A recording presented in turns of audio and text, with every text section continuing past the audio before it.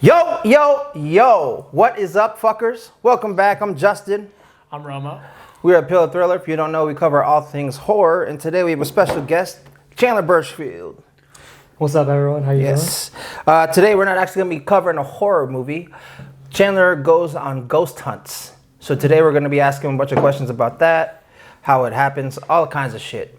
Calling him a ghost hunter, even. Yeah. I'll take amateur. Amateur ghost hunter? Yeah. Okay. Okay. Ghost enthusiast? Yes. We'll take that. Ghost hunting enthusiast. Yes. I kind of like that. That's a dope title. That's a dope title. That's going to be on our title now. Ghost Hunting enthusiast. Yeah. So, Pretty solid. yeah. But before we get started, let's go ahead and shout out our sponsors. Want to shout out Haunt Junkies. There'll be a guest on this season as well. As you know, we have season of guests. If you haven't already watched, our last episode is David Howard Thornton from Terrifier. Art the Clown, out now. Link below. Just Kicking It with Brandon Jack. They were just on also. That was a good episode, too. We did the Vans horror collection. It was a lot of fun. Yep. Learned a lot about just the horror apparel I didn't know anything about. Yeah. So, that's pretty cool. And last but not least, Cozy Jude, boring_Millie. If you need your logos done, go shout them out, man. Yeah. Chandler, he did this logo for us. It's pretty amazing. It is dope. I'll be honest. I really like it.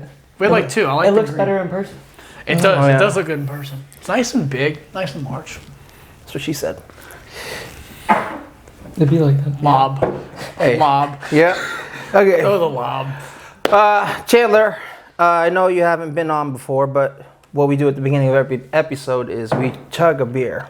I was aware of this, unlike the Hot Ones challenge. Yeah. Yes, we did just have Chandler on for a episode of our Spicy Mondays. Spicy Mondays web series, and we did like the Hot Ones Gauntlet, 10 sauces, and this is post that, so we are all kind of shells of ourselves. A little bit. Chandler survived, thankfully. Somehow. It was close. He did good. Yeah. The white really chocolate good. macadamia. Yeah. Those cookies And the saved strawberry the day. milk Strawberry milk. that I finished after number 6. We were in trouble after that. Oh. When you opened that on number 2 or whatever, I was like, yeah. I think I had a pour before we even started. Yeah. Just build that base. There's nothing wrong with it, Shout out to Nesquik. You know what I'm saying? So, anyway, let's go ahead and chug these beers, dog. All right. Cheers. Thanks to for the episode. Thanks for coming on, Chandler. Absolutely.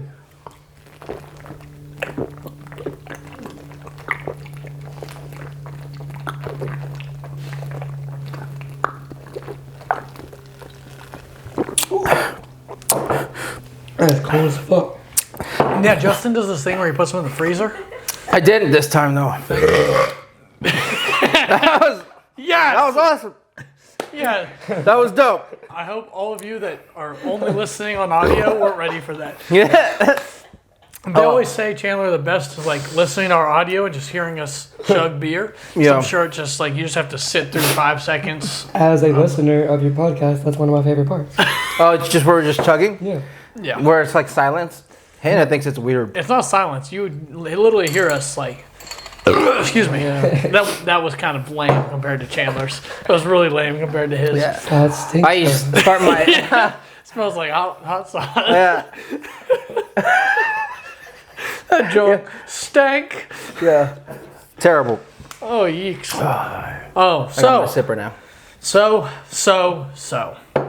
We got Chandler here with us. How we're going to do this episode, we're not going to really have much structure. Chandler's a good buddy of ours. We're going to talk through kind of some of the haunts he's went on, just the process that goes into that, some of the tools that they use, some of the places he's visited, some experiences he's had. I can't talk anymore. And then also maybe some evidence that he's got from it. So, I mean, I think the best way to kick this off is, Chandler, can you let us know just a few of the places you've been to, how many you've been on? I know we were talking at the beginning, he's been doing this for a little bit, but he's still building up that repertoire. Yeah, that's fair. Also, forgive me, my voice is like kind of a little fucky. We can cuss, right? No, Wait, this Cuss is all you want. His ass is Cuss on all here. you want. yeah. Voice a little fucky, but we're gonna try our best. Mm-hmm. Let's see. Some of the places I've been. I went to the asylum in Milledgeville, like downtown Milledgeville. That was the first place I actually went. And went with no equipment. Went with actually my mom. Shout out to mom. And Shout out, Mama. no experiences, but just like kind of got my feet wet and like doing that. Did get my car towed one time there. Not shout out to them. Okay. So, and then I went to this place called, I think it's called Devil's Mountain. It's been a while since I've been there. Devil Worshippers Mountain. This is like northwest Georgia. And at this place was where 2 people were murdered at this house in the middle of the woods. And what the fuck's the town? Some bumblefuck town. Yeah. So I proceeded to go up there by myself at probably 11 p.m. Ripped a fat grab before I went in there. Got super high. Had to get my senses right. Yeah.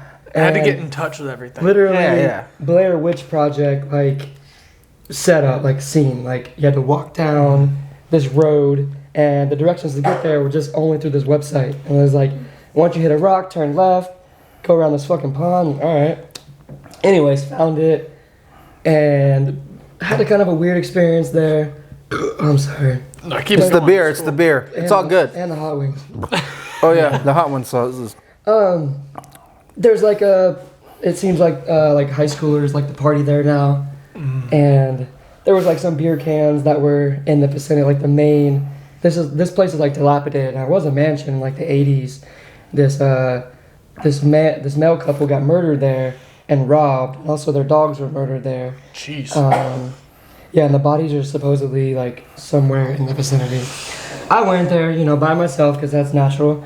And the second time I went there, I had a weird experience. Me and my friend were there. Not really a friend anymore. Anyways, we had our backs to the actual Fuck you. foundation. Facts. We had our backs to the foundation, and it sounded like someone stepped on a can, just like a crunch. And that's not, maybe that might not mean anything. But to me, that scared the fuck out of me.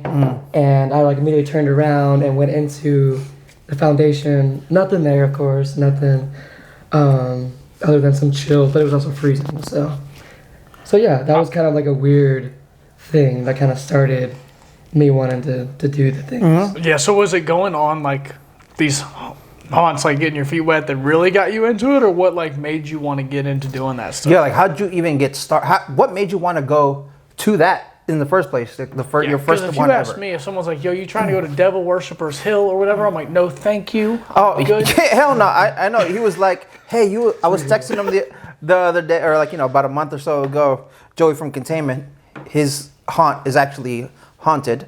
So I was texting him. I was like, I'm letting him know that you should go if you want to go hunt and see what's up over there. He was like, yeah, you and Rumble can come with me. And I was like, no. No, Murchison and Chandler.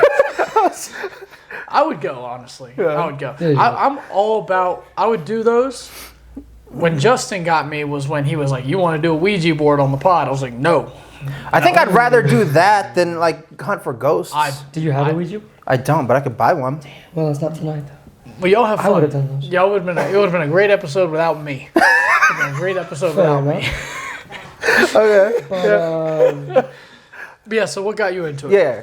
yeah, I don't know. I've always had a fascination with that. I think we were talking about before, like, grew up watching Ghost Adventures. Like, always had a weird experience when I was 9 in my old neighborhood. I mean, I could tell about that if you wanted. I don't know Yeah, go ahead. how much time we have. We have all the time in the We world. got time. This does record in 30-minute increments, but we have, Fair enough. yeah, we're good. Fair enough. So yeah, this was my first experience. I was about 9, and there was a murder that happened in my old neighborhood. Was that here? No, it was in Duluth, Oh, okay. so not far. Yeah. Represent. That's pretty close. Yeah. But yeah. So there was a guy, a stepdad murdered the wife and himself in the basement of his house, and I was with a group of friends, and I think we were playing Truth or Dare or something, and we were like at the sidewalk adjacent to the house, and I got dared to try to like go into the basement of this house, and I didn't think anything of it, and people that are from the South know that a summer day is quite hot. You don't really feel any chills. But as soon as I approached this basement, I was cold, which is weird. I had goosebumps. I remember vividly, like all over my arms. And I like reached toward the doorknob, and on the inside of the house, there was like curtains on the door, and they started shaking. And there was no like power on in this house, no reason why they should have shook. And the like fear I felt was like very, very real. Yeah. I just like ran home. Especially at 9 years old. Yeah, that was that. And I didn't really think about it for like probably until I started watching it again and go like in high school when I started watching Ghost Adventures. And then, like I said, I went to the asylum in Milledgeville, the Devil Worshippers Mountain. And then when I moved to Florida, I joined, I guess a team you could say, and I really started getting into doing actual haunts with equipment, which we'll get into here. And that's kind of where I found, I don't know, it was like it brought me peace being in these dark places, which is kind of weird to say. That's not weird at all. It's really enlightening. Yeah, honestly. it's like, because it's funny, like, Romo always talks about how, like, he goes to sleep watching horror movies. Yeah, it's like you know what I mean? for It's sure. like, and that's sometimes us too. We'll go to sleep watching horror movies, a lot. It's and like a comfort you find in that. and then there's nothing wrong with that. It's cool. Like, you know what I mean? I It's do just the like, same thing. yeah. And so now, a lot of times when you're that young, right, and you witness that, a lot of times when you see in movies, and even Megan has, you're not the first person like I've been around. I used to have a friend who lived at this old house, and when he was younger, he had, I guess he saw somebody like in a rocking chair. He saw somebody sitting in a rocking chair, and it was just like rocking. So they moved or whatever, and he thinks that it had like followed him. Do you believe, like, is that something that you like? Do you think that's like something that's connected? Even Megan from Han Junkies, that's like something she says she's connected to, like ghosts or demons or however you want to refer to them as. But is that something that like you think follows you as well? Is that like, or is this something just like you just go and just search for or whatever? Yeah, that's a good question. I guess when you asked that question, I kind of thought about different things. I don't know if Megan, I'm not sure who she is, but I don't know if she's like sensitive to that kind of stuff. She is, yeah. And I would say that not a lot of people have that gift. And it's not easy to even realize that you do. You may have it, you may not even know. You may feel like you're kind of weird or whatever because you can see things, hear things that other people can't. And some people, I don't think, really grasp that until they're older perhaps, or even ever. But for me personally, I'm not sure if I'm sensitive. I am an empath, I have found out. I'm very sensitive as a person. I'm not sure if I can pick up on stuff like that, like shadows or feelings. I don't know if this really answers your question, but like you said, follow, so it kind of made me think about something. I think that spirits can definitely potentially follow people. If you go to a place, they could follow you out of the place. And that's why it's important to always say hello, say goodbye.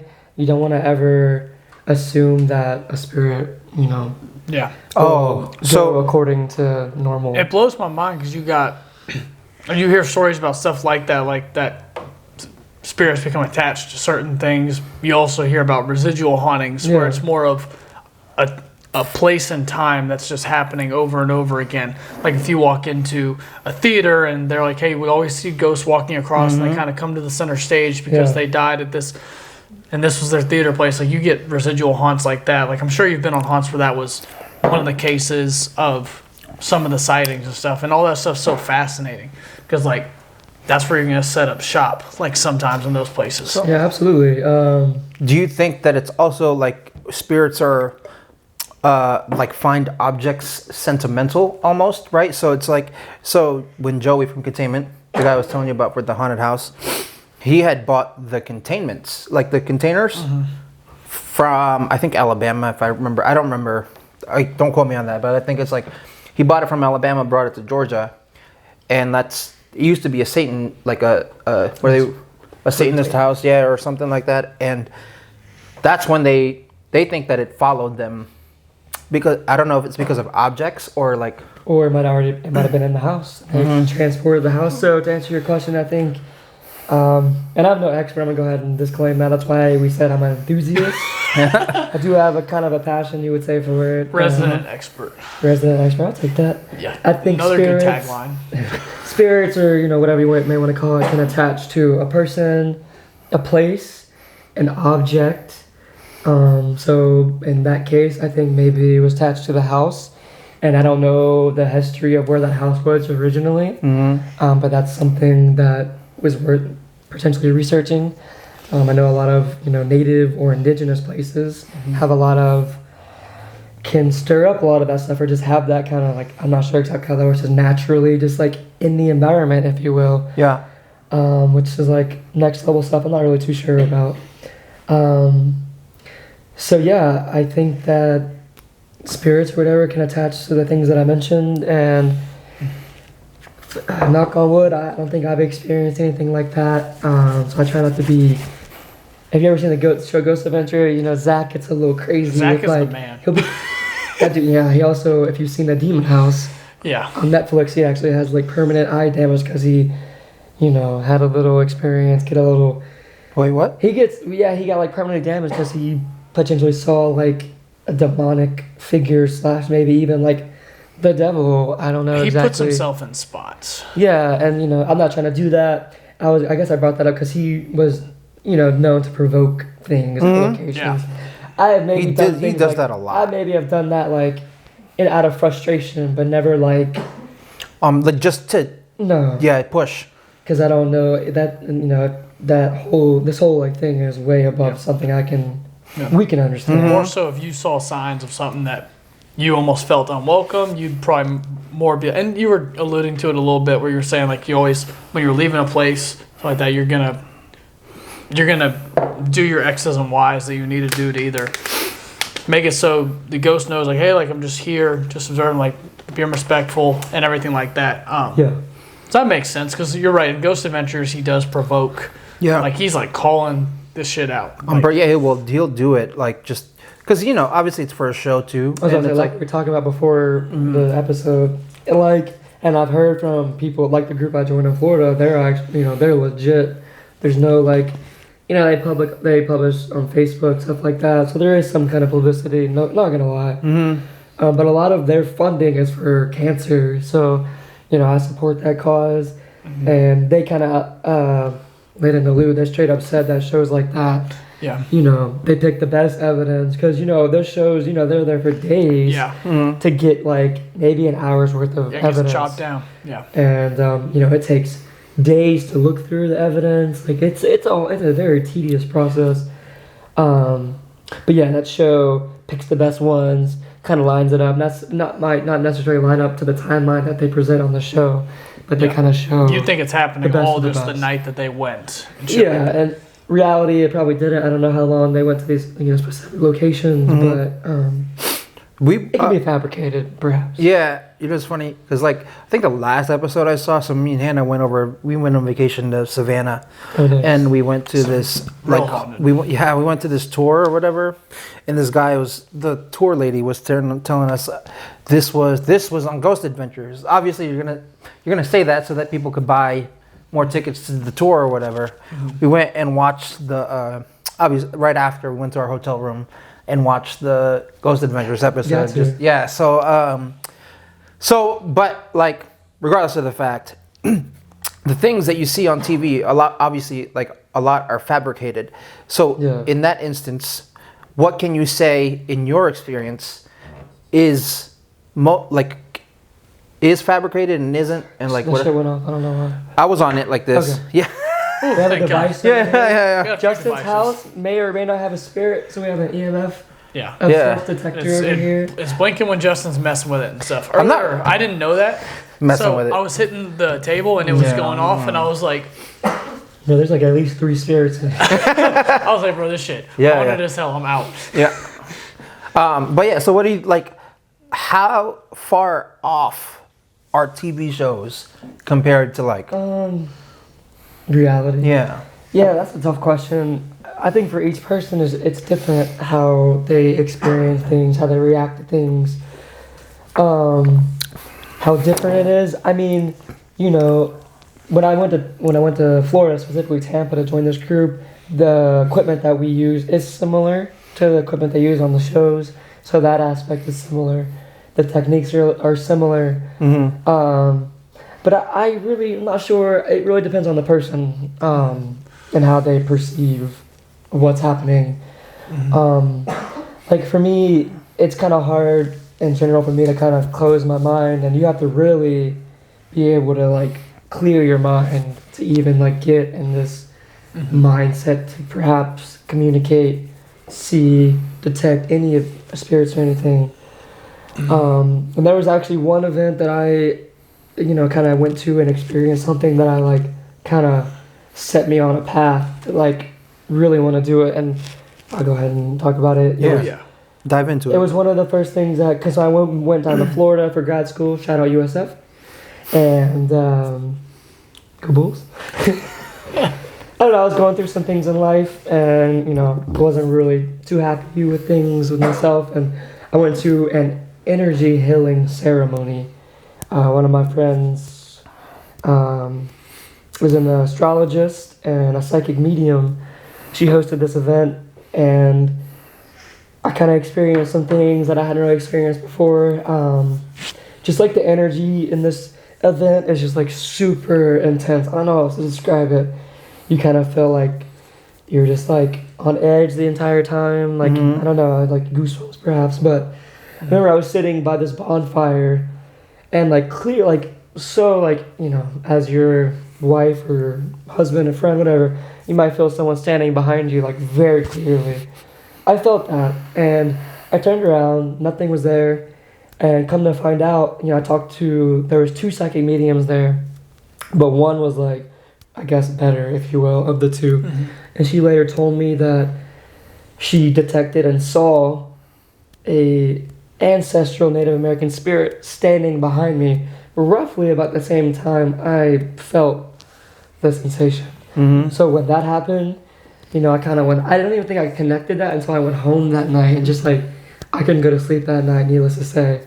That kind of put me on the path of like, maybe I have that gift or whatever to experience things like that. And that, for me, that opened my mind up to a lot going down to investigating stuff. So for me, and I don't like, you know, on the shows, you know, they say they experience a lot of things like, you know, you've watched a show, they walk into a room, I feel something. Right.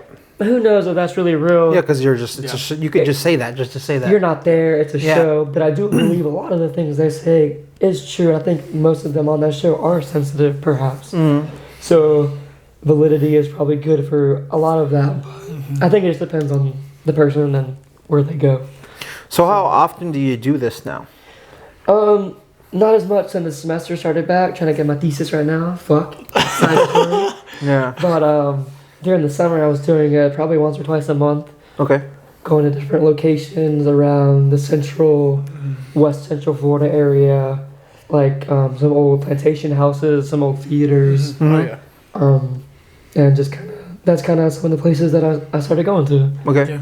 So what, I was curious, like if you could bring us like maybe not start to finish, but like at least the start of how y'all get set up and everything. I know we got a lot of tools and everything like that. I would definitely want to talk about them. So I kind of want to talk about like what's the process of. I know you've told me like you have this group that y'all have this you figure out the location, and you go about it, and just like the getting there and setting up and everything like that. And I know we've talked about ones that you've done just you going out to like the asylum and stuff. And I just want to know how that differs from ones you go with these groups and like y'all set up in certain rooms and set up at certain locations and stuff like that, and what all gets set up. I guess that kind of brings us to some of this stuff. Yeah, we can get to that. That's a great question. So for me, I'm a newer member of this team, so I don't have a lot of experience with the equipment that we're about to talk about.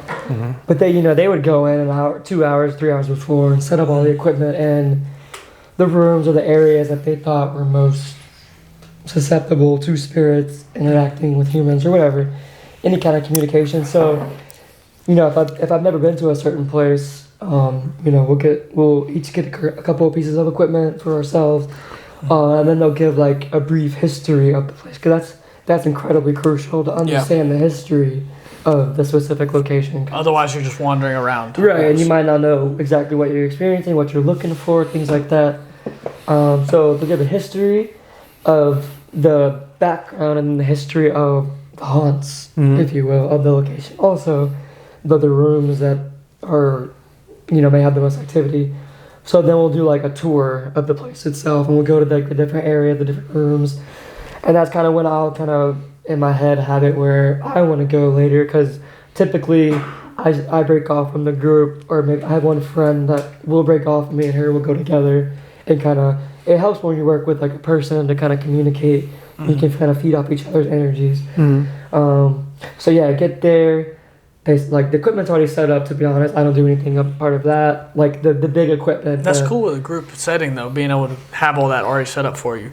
Yeah, and I will say the group setting can be a little, I don't know, some of the people that go maybe not have the best intentions when they go. Like, what do you mean? They're there because they think it's like some Hollywood shit, like some Ghost Adventure shit. Like, they're just there to like excite themselves. And I'm not saying it's not exciting, but that's not what I go for. I'm not there for like trying to, I'm not like get famous or anything, just because like, I saw it on TV, it might be cool. Like, yeah, I mean, it might be cool, but like, I go because I feel like I have a little bit of a calling to try to connect with spirits. And that's what I try to do. And that's incredibly hard. So that's something that you do throughout the night at these places, using the different devices here. And it could or could not lead to any communication. So right. What do you like? You personally, when you go on these adventures, right? What do you look for? Like, what's like your first? What's your thought process? Like, that's a good question. For me, when I get in these places, I have to like immediately just try to like chill, like calm down, like completely. Before you can even like investigate, you have to get, which I mentioned earlier, get in the right mindset. Like really try to meditate if you can. I'm not really good at that. Some people are, but just really getting that good environment, good headspace, and then you can kind of go into using the equipment, which I guess maybe we could. Yeah, we can go ahead. Some of this. Yeah. So he brought this up earlier. I'm not sure. This is not my equipment. This is a kind of EMF detector here, and at the bottom, it's going off. I don't know why, but the vibrations here that go off are simply for me hitting the device, and the milligauss reading here, which is so this device emits an electromagnetic field or EMF field around it. I don't want to get too specific. I don't want to act like I know too much about this, but I know a little bit, I guess. Yeah. Puts off a field around it, and if something disrupts it, an energy source disrupts it, this will go off. The milligauss reading will go off. And it also has a detector for temperature, because spirits can give off. Sorry, my house is 64.5 degrees. It's quite cold. I tell y'all every week, this man freezes me out.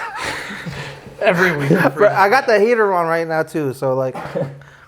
So like, you're not really looking for like a specific temperature. You're almost looking for like something irregular, right? So if we're in a sub-ceiling or anything, and it's abnormally warm there, you're looking almost for that cold or drop or anything like that. Yeah. So in these places, you're not looking for a specific temperature, like 75, 85. No.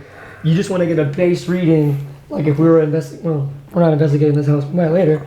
But, we have a base here of 64.7, for example. And if we were sitting here and there was a 10 degrees difference, it could be hotter or colder, that'd be quite weird. And that's something that you would look for to answer your question. You just want to look in the changes of temperature, a good maybe 5 to 10 degrees. A fluctuation would be like, this is weird. That would be something different, yeah. That would be That's wild.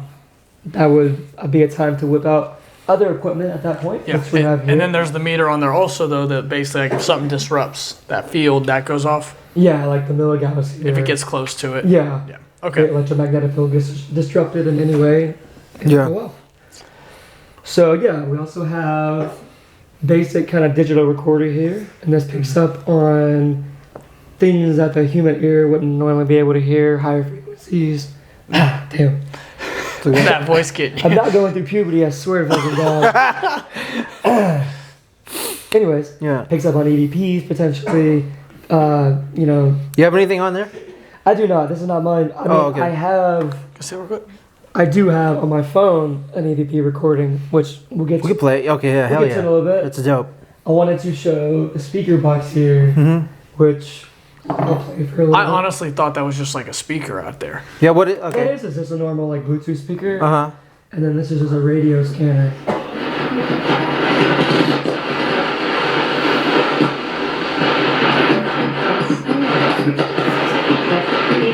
So what you're hearing is it's scanning through all the different radio frequencies, and it creates a white noise effect. And in that case, that's when spirits can potentially come through. And I'll be completely honest, it's quite hard to understand this. I'll turn it up one more time, and you'll hear because if it flashes through all the different radio, AM specifically stations, and as you know, there's talk shows, whatever. So you'll hear words, but you want to because you would ask questions, and then hypothetically the answers would come through, and they would be because that just keeps going up. It looks like from what I'm seeing over here for our viewers, basically it's going through 500 AM all the way through, and then just going back. Yeah. Do you want to ask a question? We can do that. We'll do that later. Okay. Ro was like, maybe not. Okay. Just to show one more time what it sounds like.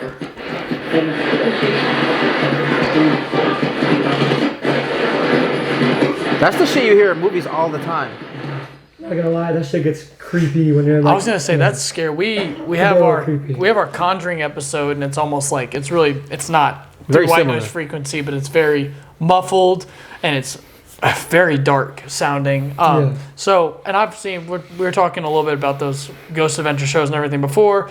Like you said, they have the facilities and the time to go through, and they have somebody probably just listening to that all the way through, and like just picking up on, hey, I heard 2 words or 3 words in here, but like that, I can imagine if something was coming through that, I'd be freaking out, and I was able to pick it up, which so like an answer to a question or something like that, right? yes, which in a little bit has something very personal that answers a question using this exact device here. But we'll get to the other equipment we have here. We have the battery's been a little funky lately. Is it working? It is a little bit. This is okay. There it is. So you can't really see it. Can you see behind? Oh, And if you ever see the movie Paranormal Activities, they it's have the same shit. they have a scene where it creates like a field behind it, and if anything disrupts, It's the green lighting's gonna mess it the up. battery's really dead on it. Essentially, it broadcasts a visible field, green, green usually, and if something disrupts this field, the spirit energy, it'll like the little balls, will turn black. You'll kind of see something passing through it. The battery's dead, unfortunately. Damn. And we also have, this is actually... These are what I was excited about, because these look wild. This is older. These are called dowsing rods. And the way they work is you angle them down a little bit, and you would ask a question, and they may cross for yes, and they may go apart for no. You have to, I believe you have to establish perhaps like what is yes, what is no before you start doing that. So I've actually never used these, but I know they've been used like throughout history to. And you gotta hold them. You're basically holding them firm. And you want to hold them a little bit down because of gravity, and they're a little funky. Oh, Hold on to those. oh, those are hard to keep straight. I'm gonna poke somebody's eyes out with these. So you have to hold them down a little bit and kind of hold them still. So, Well, sorry, can you repeat this one more time? Like, what happens when it's... So I saw they can't see this, but like, I saw what it had. It looked almost like stars. Right? yeah, and I don't know exactly the science behind it. I know it's like similar to if you ever had an Xbox Connect, the kind of energy that emits is similar to what this uses, or it's similarly the same thing. Seems like it would pick up movements. Yeah, it picks up movements, and I really wish we could show this, but it's not working. I'm not incredibly knowledgeable about that, to be totally honest. What kind of batteries does it take? Might have some. I'm not sure. Not sure, but essentially, if it disrupts the green. Oh, it's just a AAA. Hey, babe, can you check to see if we have AAA's in the junk drawer? But yeah, if anything disrupts that field, then you might be like, this is weird. Yeah. I've seen it in the movies, and obviously the movies are like, they make it look like you almost see a full person passing through, which is probably like the gold mine of all gold mines or Right. something like that There you happening. But that's still absolutely There you wild. go. Can you see that a little bit? Yeah. Yeah, a little bit. You'll You see it right this here. field, if anything goes in front of it, the green balls are disrupted. You'll see a shadow kind of passing through. Oh, okay. Yeah, So that's pretty much all it does. Never mind, we don't need it. that's Sorry. awesome. Thank you, Doug. Yes, That was one of thank the you. cooler things because, like, I'm a huge Paranormal Activity fan. So, like, anytime I, like, that especially, I've seen that used on those movies. Yeah, So and once again, it's kind of the movie Hollywood thing. What's real, what's not real. Yeah. But the equipment's real. Yeah. And then this is also another kind of EMF detector. It just picks up on the milligauss reading, which is the disruption in the EMF field. And if anything has a black attachment here, if anything taps that, gives that force, this will go off, and that'll show Dang. that's something. And it's something you're just sitting still on the ground. Exactly. So ideally, well, not ideally, you would place all these things on the ground, super still, except the dowsing rods, obviously, Right. because you have to hold them, and that's how you know, potentially something legit makes these things go off. So that's kind of some of the equipment that I would use on these investigations. Do some of, like, will some of these be going off together? I know you were talking about the reading on that. Sounds a lot of similarities to the readings we were getting on the orange box there. And then I just imagine that some of these would at least trigger the same type of thing almost. I may be being ignorant, but I'm not No, sure. you're not. You're not at all. And that's a good point because you want to have at least maybe 2 devices to confirm what you're experiencing, and it doesn't have to be 2 completely different things. Like both of these are EMF detectors, but if they were both going off at the same time, that's very noticeable. Yeah, it's a strong force almost. I would have no doubt that something is going down. And there's also, I don't have here, but trigger objects, such as like a teddy bear, for example, that will like light up or make a noise if you squeeze it, which I actually have experience with something like this. And something else really weird that happened in a place because of that. But You want to elaborate? yeah, I feel like it was Barry. Yeah, one of my questions later was going to be one of the wildest things that happened to you. Is this? Yeah. Does this rank up there?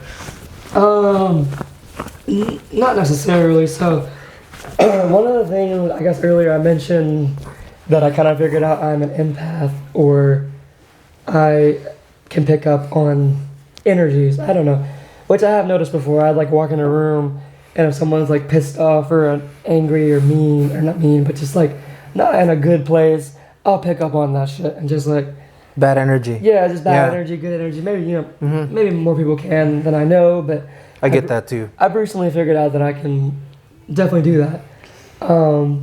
So at the first place I went to, I did this thing called the human pendulum experiment, which I'm pretty sure I told you about before.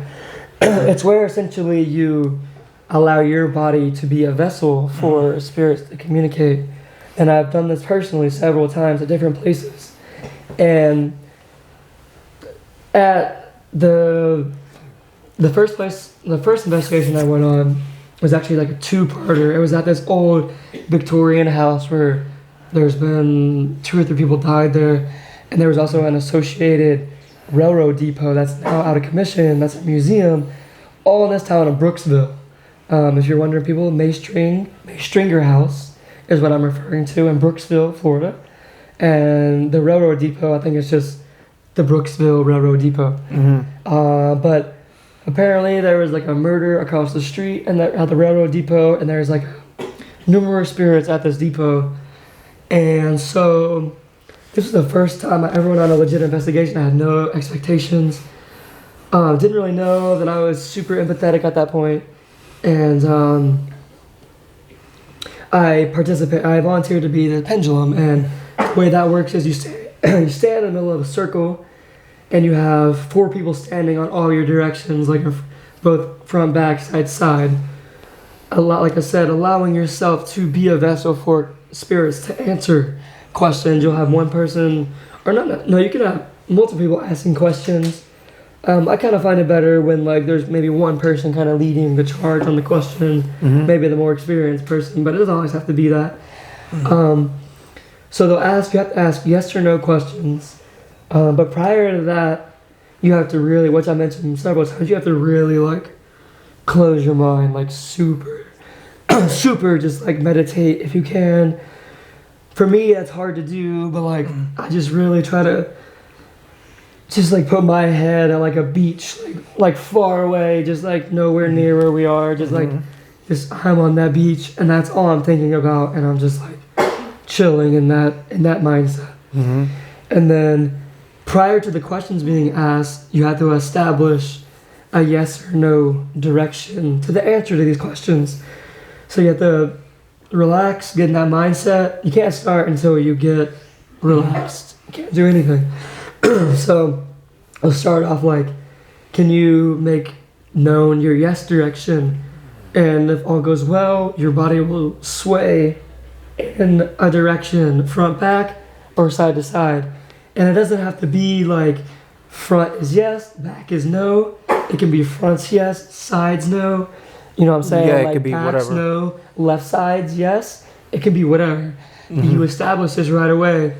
And ironically for me, every time I've done it, it's like I always feel, so I'm like standing still, and you know, you try to just, you know, you don't want to move at all, because you want it to be what your movement, anything that happens is like a spirit essentially pushing you, if you will. So mine always has typically been like a yes, and it's like a kind of subtle but not subtle, like push. Yeah. That's how I would express it. Yes, no. And so once that's established, then you can start asking questions.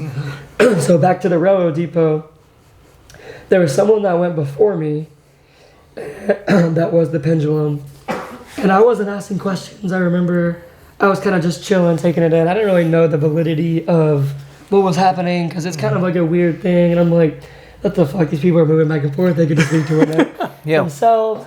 I don't know. This first girl went, I was like, I don't know about this shit. And the second girl went, and I got super emotional when she went. And I was completely happy and fine before that, but I started getting super sad when she was going. Essentially, what happened was a little girl spirit came through when the girl was going before me, when she was the pendulum. Some of the questions that were getting asked were pretty deep. We were trying to figure out why she got murdered, or who murdered her. Essentially, the stepfather murdered the daughter, but it seemed like the dad wasn't himself that day, meaning he might have been possessed, perhaps. And that's why he murdered the daughter. But when the girl was going before me, I wasn't asking any questions, like I said. But there was one question I asked. I remember exactly. It was like,